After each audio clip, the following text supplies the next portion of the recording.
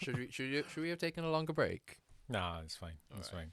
I was just trying to swallow the last bit of my nuts. It always comes out wrong. Almonds. Yeah. Okay.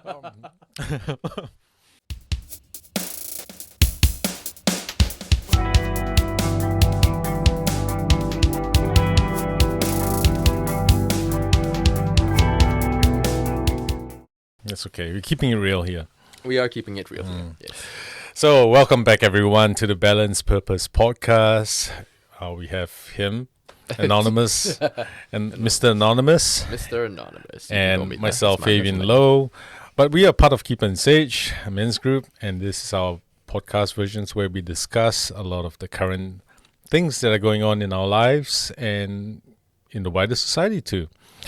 We were talking about leadership. So, and one thing that we want to mention as well, we happen to be all dressed in red and black because it's Anzac Sunday, and we didn't really plan for it that way. It just happened that way.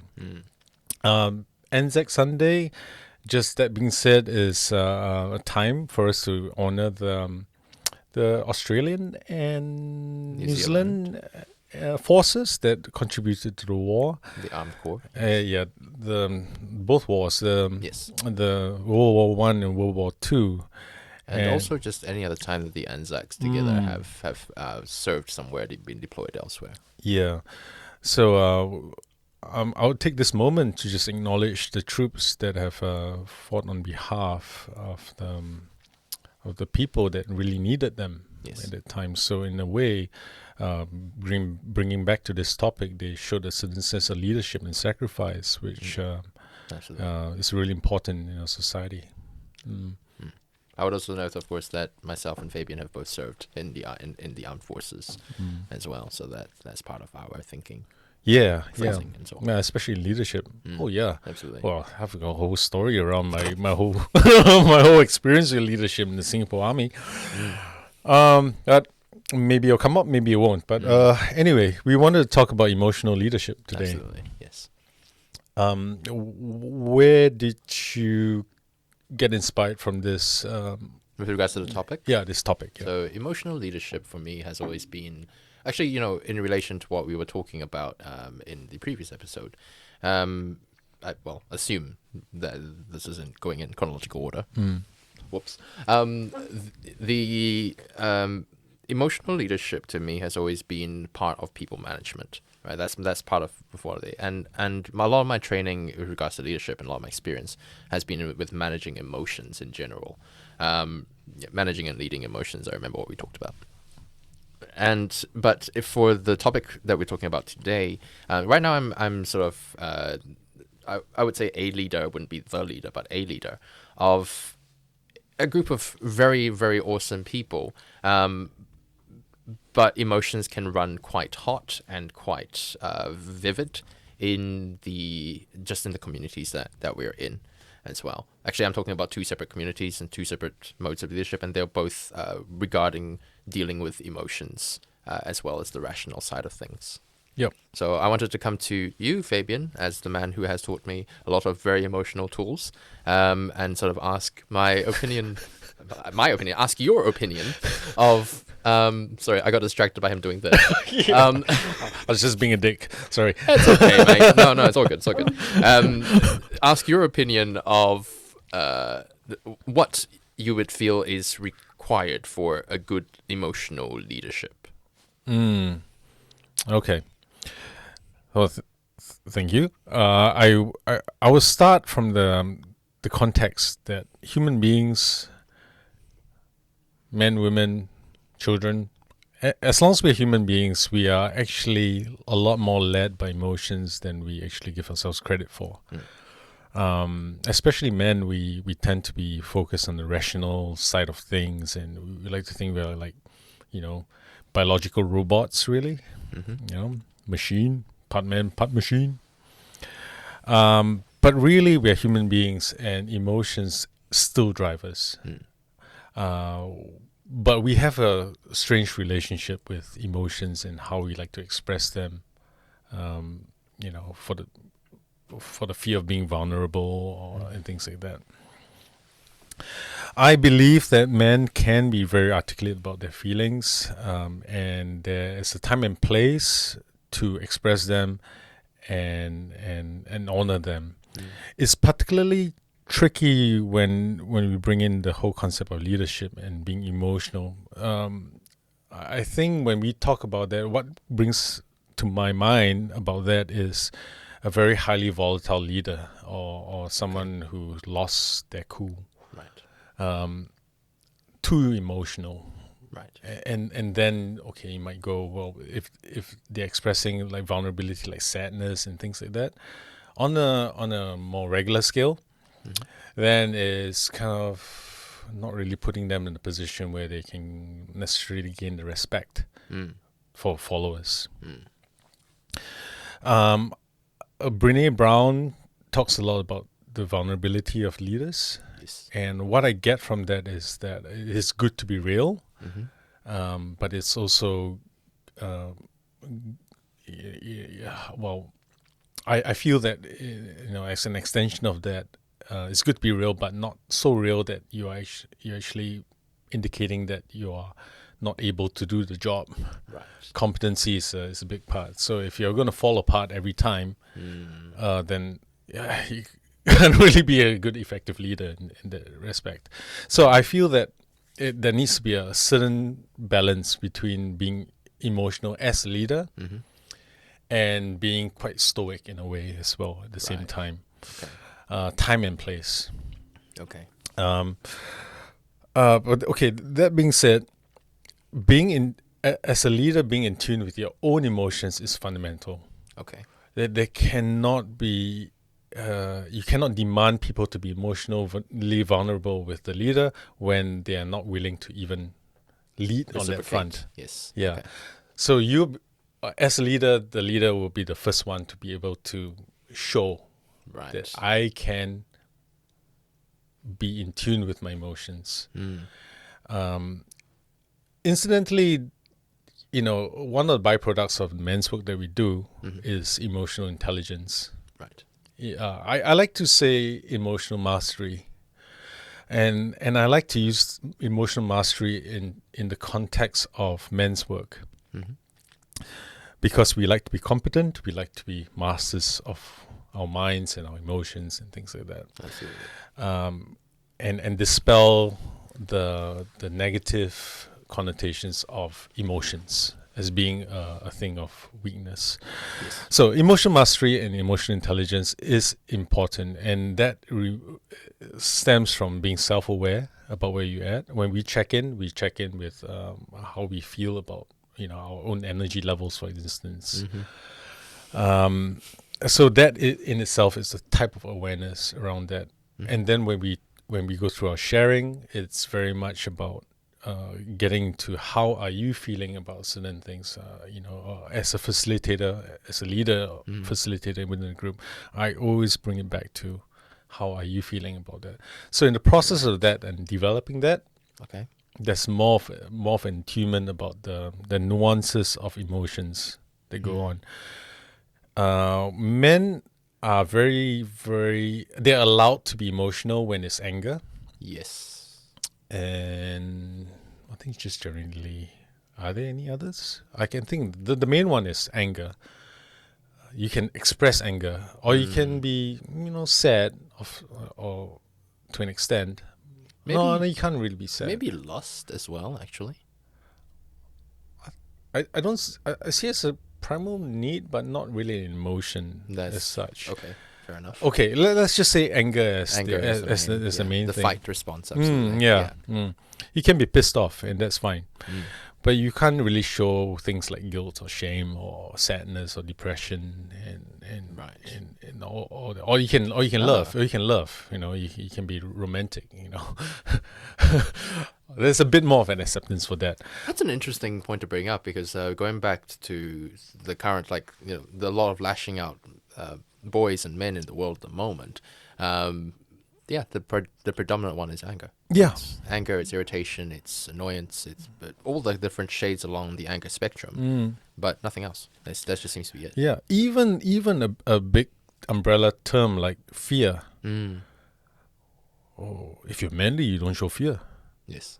It's like, oh my gosh, that's like fear drives a lot of humanity in how we react. What about sort of comedy, like laughing, for instance? Oh yes, that's yeah. We can laugh at the stuff. Mm. What are some examples where men are allowed to be angry? Allowed to be angry. Allowed to be angry. Yeah, because you said that the only emotion men are allowed to express is anger. Mm. Yeah. Where are some examples? Because I can definitely think of examples where even anger is not Allowed, yes. provided. Yes. So where is anger permitted? Is it amongst other men? I think it's more like, it's not that it's allowed per se. I think it's more that because everything else is not allowed, that's the only response remaining. Yeah, I wouldn't say it's allowed either. It's acceptable. Like, he's yes. pissed off, right? He's pissed off and He's just pissed off. Oh man, he's just Yeah. being angry. Unless it goes kind of thing. overboard and there's like domestic violence and things like that, And then it's not where okay. it's just like, okay, no, that's not cool. Then do you think, because of the current movement against anger as a response that men can show, what's happening, that kind of pressure is because, okay, now nothing's allowed, right? Because if every response and emotion is blocked off except for anger, and now there's a movement against anger being expressed, men are feeling super pent up, or boys and men are both feeling super pent up because nothing is currently being allowed. Yeah. Well, if you can't express that, then what else can you express? Exactly. So there's a tendency to go into stoic mode. Or to lash out even harder. Yes. Yeah, because it's like a pressure cooker. Mm. You get more of that stress on, and suddenly just boom. Yeah. Or jubilation when the sport team kicks a goal. Yes. Oh, jubilation, Yeah, yeah. jubilation. Mm. And perhaps sometimes the only time we sanction a bit of emotion or other emotion other than anger. Mm. I mean, no one likes an angry drunk, but it is being wasted. Mm. So you can cry, you can tell your guy mates, "Oh, I love you," like you're such a brother. Only to when me. you're Only drunk when you're or drunk. high or on other substances, which is encouraging that kind Yeah. of abuse as well. Yeah. But so yeah. So it is tough for men who don't really get that kind of practice to be emotional, to then be shoved into a leadership position and then expected to emotionally connect with their peeps. Absolutely. So that's why I strongly go back and emphasize that we have to become in tune with. We need a space where we can grow and become in tune with that. That's why I believe that Men's Circle is such an important place for that. Absolutely. It's there's no judgment around crying, for example. And then once you get more into the practice of that, then you can go, okay, that's fine. Now I can figure it out after the pressure has been released. Yes. Right. But then the next step is what you're talking about. Now, as a leader, now I'm if I'm really much more aware about my own emotions, then how can I use that for leadership? Right. Yes. That's where empathy comes in. Because I understand my own emotions and I understand where I'm at. Now I can connect with someone else that I'm responsible for, because I can connect with the emotions they're going through. Yes. Now that's the first surface level stuff. I'll go in deeper because as a leader, you're serving fundamentally then towards the needs of others. I believe that's what we are serving. Yes. Or sometimes wants, needs and wants. Now, the effective leader will always figure out what their people need or want. Right. And then they can give that. And sometimes it is the emotional release. In men's work, we go, okay, this brother, he's about to explode from with all the sadness as a result of let's say broke up with his girlfriend or something, and then as a leader you use your empathy to go, I feel what you're going through. Okay. All right, I can see a lot of sadness. Okay. And then when you develop that time and connection, then it gives the permission for more to come out, and that's how you release the pressure, and then that emotional connection will be established. It will be solidified even more. Right. It's a heart connection. Yes. We talked about heart before, and this is the true crux of the hard work. Absolutely. And the practice as well. Okay, so I actually have a specific question. How are we doing on time? Yeah, halfway. Halfway? Perfect. Okay, so I have a specific question. So I have currently a situation where one of the members of my group has sort of stepped out of the group itself because the main sort of culture of the group is not doing well for them. And I sense that he's not very fond of me. So how do I reach out in such a way to him? Is it even possible for me to reach out in such a way to him to clear the air, if there is some air to clear, because I don't know, and to sort of give him the space he needs in order to be more, to not be driven away from the group in that sense, because that's the impression I'm getting, that he feels that he's being driven away from the group. I obviously I don't know the context of this, of course, yes. But if I go back to you as a leader, it's fair to say that you can never always have everyone 100% liking anyone. Yes. The more influential anyone becomes, the more polarizing they can become. Right. I know there'll be some people that disagree completely with my philosophy and all. Right. But I'm not going to make any apologies about that. Okay. As the way I see it is, as long as they are getting their needs met in some other way, I will go back to not to wash your hands of this situation, because I was sort of. I think part of the negotiation is to go to ask, like, what do you need and what do you want, and how can I support you on that? Right. And there's a more proactive approach to that, as opposed to going up to this person and going, "Oh, what's your problem?" Right. Fair. Yeah. That was going to be my approach. So that would have been helpful. Thank goodness. Good thing I asked you first. Well, thank you.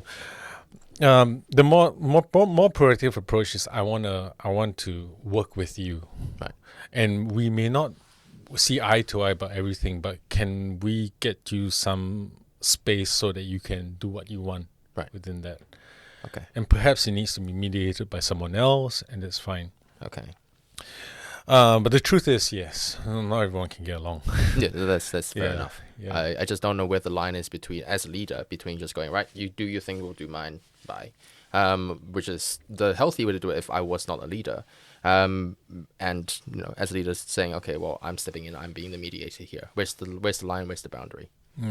Yeah. I think it's also worth remembering that there's a difference between being liked and being respected. Yes. As well. So So that's true. To like you, you could just try to do things that would help them respect you. Right. I think it's a useful distinction. There is a really good distinction. The trouble I'm facing is that I perceive that in the interactions that we have had, that there's a strong sense of disrespect, but I don't know how much of that is my own internal emotions going, right. He's acting in such a way that it appears disrespectful to me, therefore I'm lashing out as well. Whereas where he didn't mean it, something like that. Yep. Well, in many cases, sometimes it requires a certain period of figuring each other out. Okay. It can be really weird because I'm assuming like KSM is it's more male orientated. Yes, this particular group is co-ed, so unfortunately, okay, the same thing applies as well. So you get sort of like a competition over resources in that respect.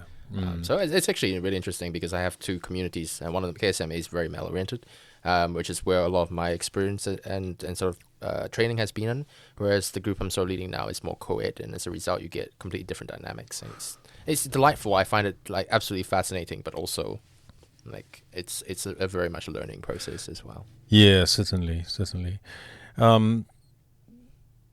I'll say just, if I invite you to approach it from that respect, Respect, and it's just okay. like the mutual respect Okay. as well would be quite crucial. Another thing that I'd like to talk about in terms of heart-based leadership, is that communication from the heart is very unscripted, very impromptu. Right. It's it's a lot more real as a result. Okay. And it does a more effective job at connecting people. And so one of the things I would say that is a key factor in heart-based communication is, I'll say one of the keys is actually a lightness, a lightness, a not so heavy approach, and the lightness will come in terms of the humor that comes through. Okay.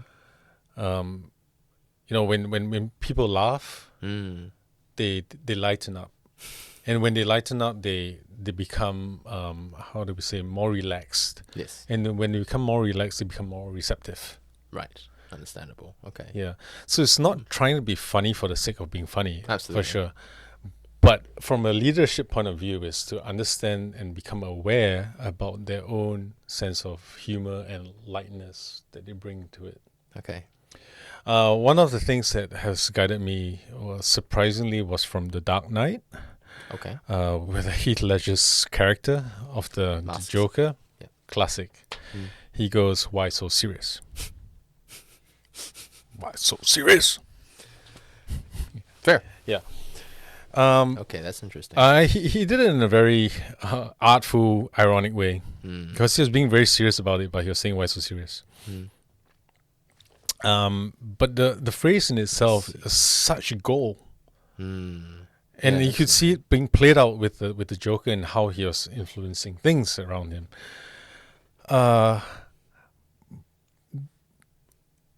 But the more I reflected on my own seriousness, because I was like a seriously serious guy, excuse the pun. I mean, we haven't mentioned anything about dog stars yet, so it's not really that much of a pun. Dog stars? Serious, the dog star? Never mind. Oh my gosh. Oh, okay.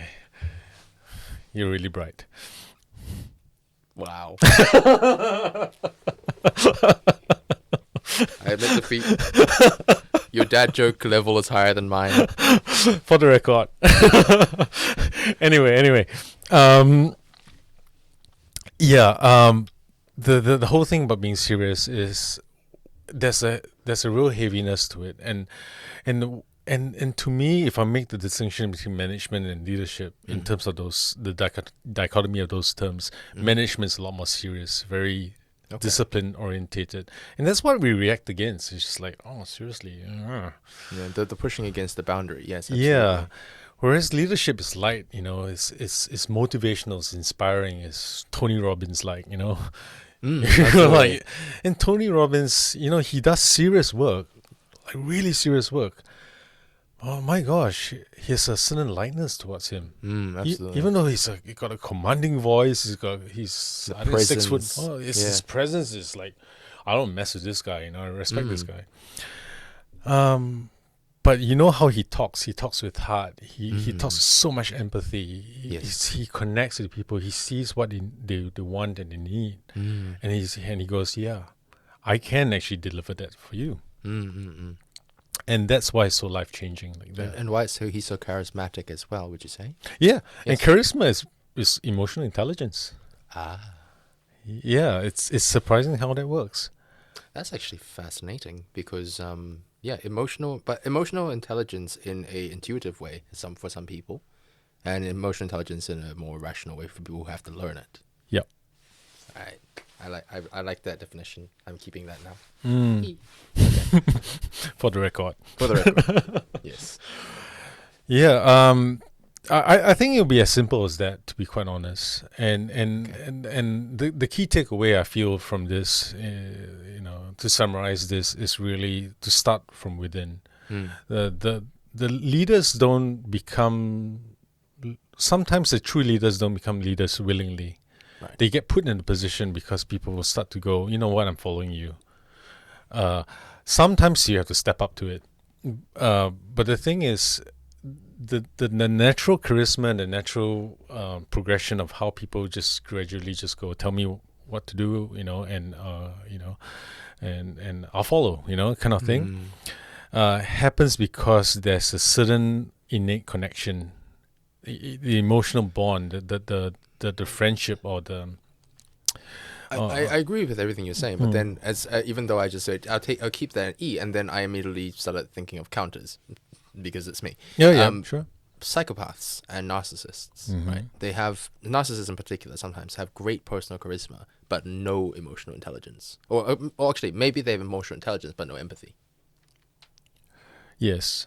So how would you consider that into the scheme of charisma and emotional intelligence? Perhaps I would say they have great emotional intelligence, but that doesn't mean they have empathy. Yeah, because they are quite in tune with their own emotional lack, maybe.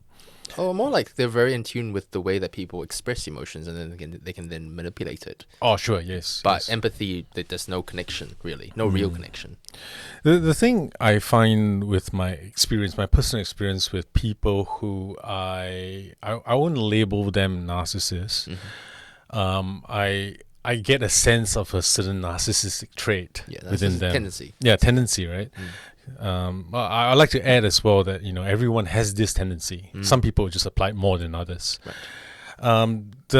With those kind of people, I feel that their initial charisma would die off very, very quickly. It come to a point when the familiarity between the people that are following them and them sort of like reveals that there's actually a lot more than what is presented. So there's a certain fakeness there, and then people will sense that intuitively in their subconscious. They'll be like, "Oh, there's something odd with this relationship," and they'll slowly move away from that as a defense mechanism. So it's a natural thing. And with these people, they will tend to like move from one target to the next, Or they'll capture the targets even further. yeah, through or the it'll tactics. capture the ultimately very vulnerable People, target. yes. They're mirrors in a way, those who reflect their energy. So in that case, then becomes a very bad codependent relationship. But there'll be no further influence on the people who can sense that and they go, red flag, see ya. Right. So naturally, it just happened that they won't, unless they are born into the monarchy or any sort of like, or they find a way to influence their way into a CEO position, and then they become that. Then they can control others by sheer economics. Yeah. Because people need their jobs, and they Yeah. go, well, I got your jobs. I can do what I want. Yeah, but those are the kind of leaders that we tend to react against. Yeah, we don't like these leaders. Yes, agreed. But we want to be the effective leader, the emotionally intelligent leader, Yes. the ones who are authentic, genuine, and really, really care for the well-being of others. Yes. Yeah, and that's why we talked about the training, and we're here to train. We're here to train ourselves. Yes. But mainly it starts from training ourselves. And one of our men, he likes to say that it will naturally, I can't quote directly, but it just means that what he meant was that the leaders would just naturally have a following, because by not trying too hard, or not trying to lead, you just go about doing your own thing. Yes. And people will be like, "Oh, if I like it, I'll just follow." You know, Which is what you said actually at one point, right? That a man, one of the things about a man is that they should just do their own thing, and progress on their own sort of journey towards their own goal, their own dream, their own mission, and people would follow, or they won't. yeah. They'll leave at one time, they'll leave at others. It doesn't really stop you from progressing on your own personal mission. It doesn't. But certainly, if you turn behind and there's no one following, then it's probably still on the learning curve of Right. of doing something for yourself. Yes. And then naturally, once that gets resolved, then people will just follow and you'll be like, oh, the people following me, like stalkers. Oh boy. You kind of go through that little phase for a little while, and then after a while, you get used to it and be like, oh, maybe I've got responsibility, and and as long as I'm doing it, I've got the right intention of meaning well for these people, then we're on the right page for that. Okay. And the rest is just execution of the right tools. Yes, and by no means we are always going to be perfect at Of that. course. But that's why there's impetus for more leaders to get together and Yes. and have a good discussion around how they can help each other grow. Yeah. I agree with that Awesome. completely. Thank you. So we're at time. Thank you to our viewers for being part of this discussion, and thank you for Andrew for chiming in every now and then. This has been really, really awesome. We should get our third mic, maybe then we can have a whole panel of this. Right, let's get 7 and make it discusses. completely chaotic. No, I'm joking. I won't do that too. Yeah. We just run a circle with each mics, man with mics. That would be interesting. Maybe not as a part of the podcast itself proper, but as a side thing, I absolutely think it would be quite. Maybe. Yeah. Well, we'll see how we develop. Hey, yeah. We'll see how it goes. That's really awesome. So thank you to our viewers. This has been a topic about emotional leadership. And Anzac Day. And Anzac Day. Very much acknowledgements goes out to the soldiers that have given their lives Absolutely. for the cause in their country, in their communities. My name is Fabian, and this is them. Him. Him. Your pronoun. Yes, my pronoun is he, him. him. Yes. He, him. Yes. And we have Andrew in the audience doing tech work. Yes. The tech work of watching our camera. Yes, exactly. Don't forget to hit the bell and the like and subscribe button. I've always wanted to say that. I don't actually have a channel at the moment on YouTube. But soon. Yes, awesome. We are the Balanced Purpose podcast. You said podcast too. Podcast. We're eating nuts. No, I won't say that. I like we are podcast. Actually, we're prodding issues Podcast. here. Yeah. All right. Thank you for tuning in. Do as he said. Ding. There's actually going to be nothing here because none of us can video edit. Until next time for our next topic. Happy viewing, and it's you again. Take care. See you guys.